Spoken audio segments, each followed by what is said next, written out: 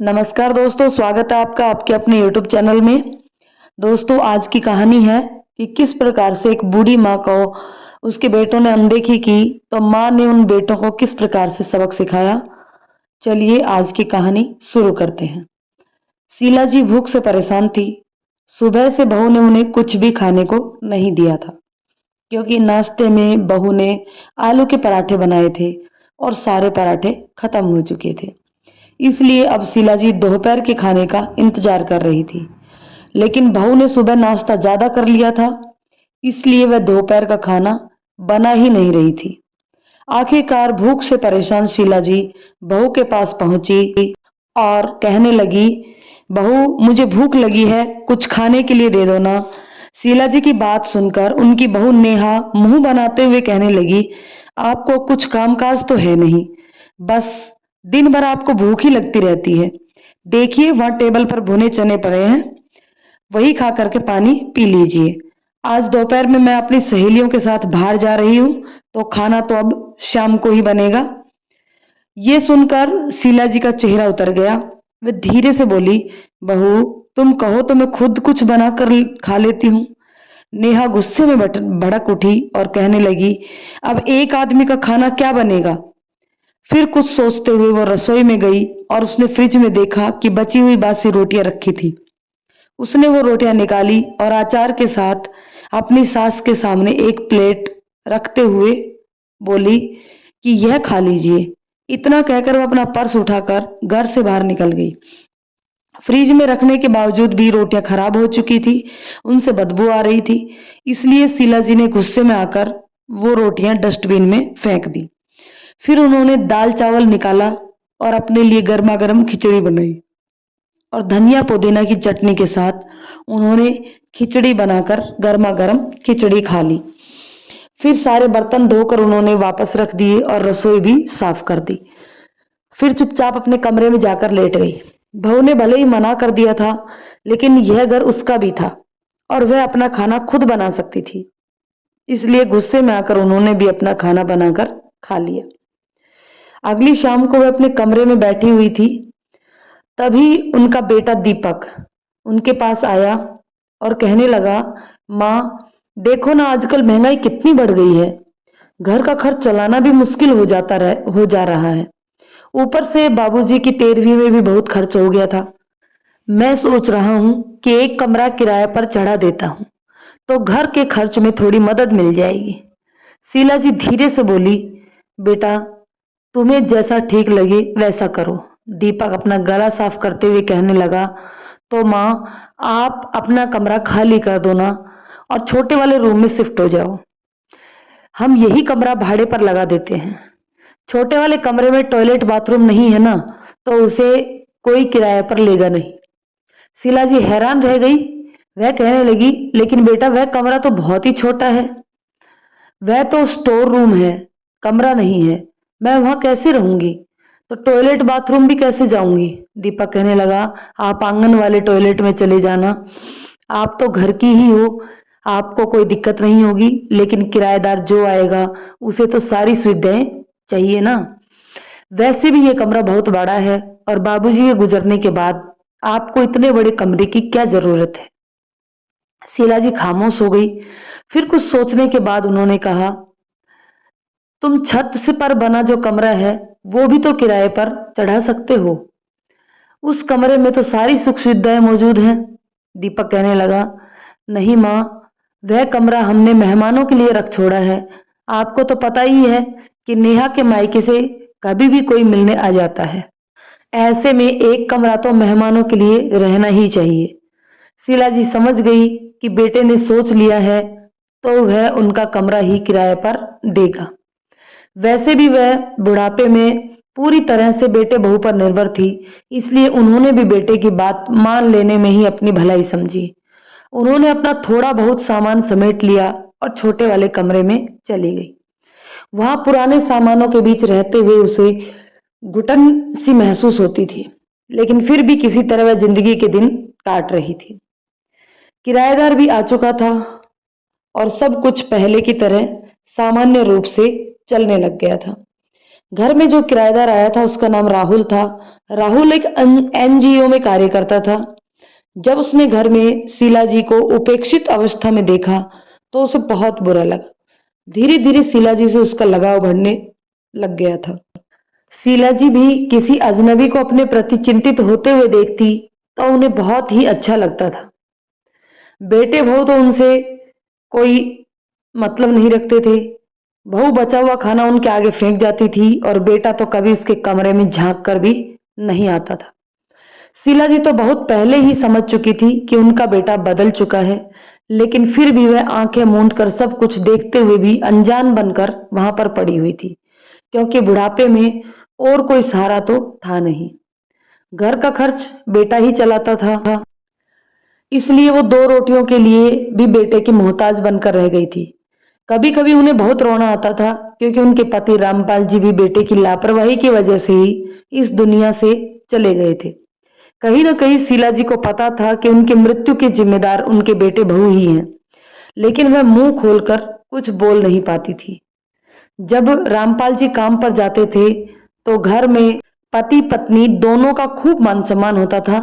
रामपाल जी अपनी सारी सैलरी से घर संभाले हुए थे, लेकिन जब वो काम करने में असमर्थ हो गए तब उन्होंने अपने बेटे से कहा कि घर के खर्चे में वह भी सहयोग किया करे।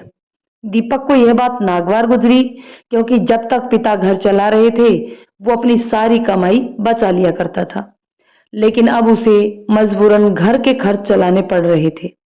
धीरे धीरे उसे माता पिता का खर्च बोझ लगने लगा, लेकिन वह मुंह खोलकर कुछ नहीं बोल पाता था।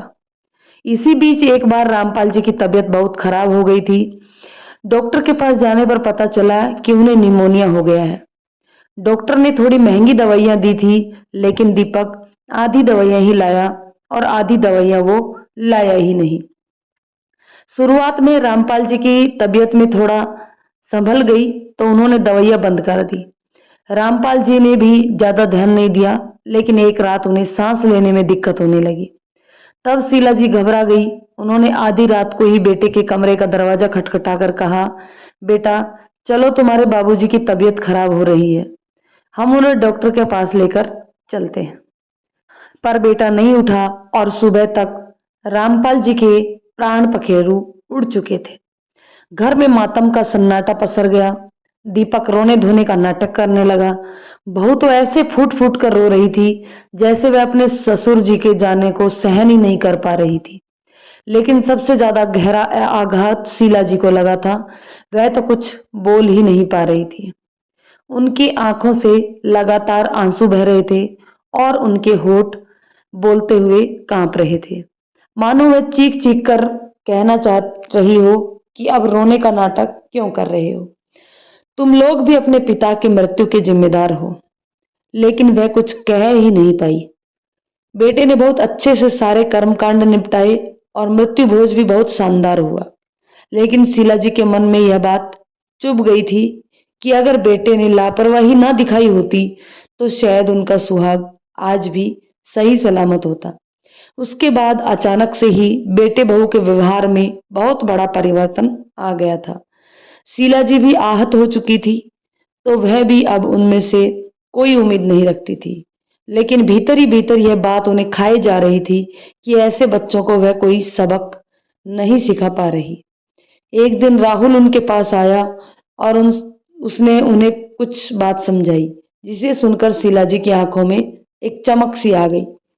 अगली सुबह शीला जी अपने बेटे बहू के पास आई और कहने लगी, सुनो, मुझे तुम लोगों से बहुत जरूरी बात करनी है। मुझे महसूस हो रहा है कि तुम लोगों को मेरे साथ रहने में बहुत दिक्कत महसूस हो रही है, इसलिए मैंने सोचा है कि अब से मैं वृद्धाश्रम में रहूंगी। बहू तो शीला जी की बात सुनकर खुशी से उछल पड़ी। हाँ, बेटे ने मां के सामने थोड़ा उदास होने का नाटक जरूर किया, मगर पहले ही पल शीला जी ने धमाका करते हुए कहा, अरे बेटा, तुम्हें इतना उदास होने और बहू तुम्हें इतना खुश होने की जरूरत नहीं है। पहले मेरी पूरी बात तो सुन लो। शीला जी की बात सुनकर वो दोनों उनका चेहरा देखने लगे तो शीला जी ने मुस्कुराते हुए कहा, यह बात सच है कि मैं अब वृद्धाश्रम में रहूंगी, लेकिन इस घर से मैं कहीं नहीं जाऊंगी, क्योंकि मैं इस घर को ही वृद्धाश्रम में परिवर्तित कर रही हूँ। अब यहाँ तुम लोग जैसे नालायक बच्चे नहीं बल्कि मुझ जैसे सताए हुए बुजुर्ग रहेंगे और यह मेरा आखिरी फैसला है। यह सुनकर दीपक के तो जैसे होश ही उड़ गए। नेहा भी हैरानी से अपने पति की ओर देखने लगी। उन दोनों ने तो सोचा था कि अब शीला जी घर छोड़कर जा रही हैं तो सुकून से इस घर में हम रहेंगे। अब उन्हें किसी बुजुर्ग की जिम्मेदारी नहीं उठानी पड़ेगी, किसी बीमार की सेवा नहीं करनी पड़ेगी। लेकिन यहाँ तो शीला जी ने पासा ही पलट कर रख दिया था। माँ की बात सुनकर दीपक गुस्से में कहने लगा, तुम्हारा दिमाग तो खराब नहीं हो गया है? इस घर पर मेरा अधिकार है, तुम इस घर को वृद्धाश्रम कैसे बना सकती हो? शीला जी ने गुस्से में बोली, घर मेरे नाम पर है, फिर भी तुम लोगों ने मुझे इतना परेशान किया, छोटी छोटी बातों के लिए मुझे अपमानित किया, बीमारी में मेरी देखभाल नहीं की, मुझे खाने पीने के लिए भी तड़फना पड़ा। इलाज के अभाव में तुम्हारे बाबूजी भी गुजर गए और अगर मैंने कोई कठोर कदम नहीं उठाया तो मेरा भी वही हश्र होगा। इसलिए मैंने सोच लिया कि बच्चों के झूठे मोह से निकलकर अब मुझे भी खुद के बारे में सोचना होगा। दीपक गिड़गिड़ाते हुए कहने लगा, माँ हमें माफ कर दो, आगे से हम आपका पूरा ख्याल रखेंगे, आपकी सेवा भी करेंगे और आपके साथ अच्छा व्यवहार भी करेंगे, लेकिन प्लीज आप इस घर को वृद्धाश्रम मत बनाओ। अरे जरा सोचो ना, मेरा क्या होगा, मेरे बच्चों का क्या होगा? शीला जी गंभीर आवाज में बोली, मैंने और तुम्हारे बाबूजी ने तुम्हारी परवरिश करके तुम्हें इस लायक बना दिया है कि तुम अपना और अपने परिवार का ध्यान रख सको। जब मैं ही तुम्हारे परिवार का हिस्सा नहीं रह गई तो फिर मैं तुम्हारे बारे में कैसे सोचूं? तुम अपने परिवार का खुद ही देख लो, बाकी तुम्हें मेरी चिंता करने की जरूरत नहीं है और जितनी जल्दी हो सके यह घर छोड़कर चले जाओ, क्योंकि अब इस घर में नए सदस्य आने वाले हैं। इतना कहकर वह अपने कमरे में चली गई। दीपक और नेहा स्तब्ध खड़े रह गए। वह बहुत चालाकी से माँ का ध्यान रखने से बच रहे थे। कुछ रुपए बचाने के चक्कर में वो बीमार पड़ने पर माँ का इलाज भी नहीं करवाते थे, लेकिन आज शीला जी ने ऐसा फैसला कर लेकर उन्हें मुंह तोड़ जवाब दे दिया था। महीने भर के अंदर ही दीपक और नेहा घर छोड़कर चले गए और शीला जी ने अपने घर में अपने जैसे सताए हुए लोगों को आश्रय देकर यह साबित कर दिया कि आजकल इस जमाने में अगर बच्चे बुजुर्गों के साथ गलत व्यवहार करेंगे तो बुजुर्ग भी कठोर निर्णय लेने में सक्षम है। राहुल की मदद से वो वृद्धाश्रम सुचारू रूप से सिर उठाए खड़ा था। दोस्तों ये कहानी आपको कैसी लगी कमेंट करके बताइएगा। यदि कहानी पसंद आए तो लाइक शेयर करें और यदि चैनल पर नए हैं तो चैनल को सब्सक्राइब जरूर कर लें। धन्यवाद दोस्तों।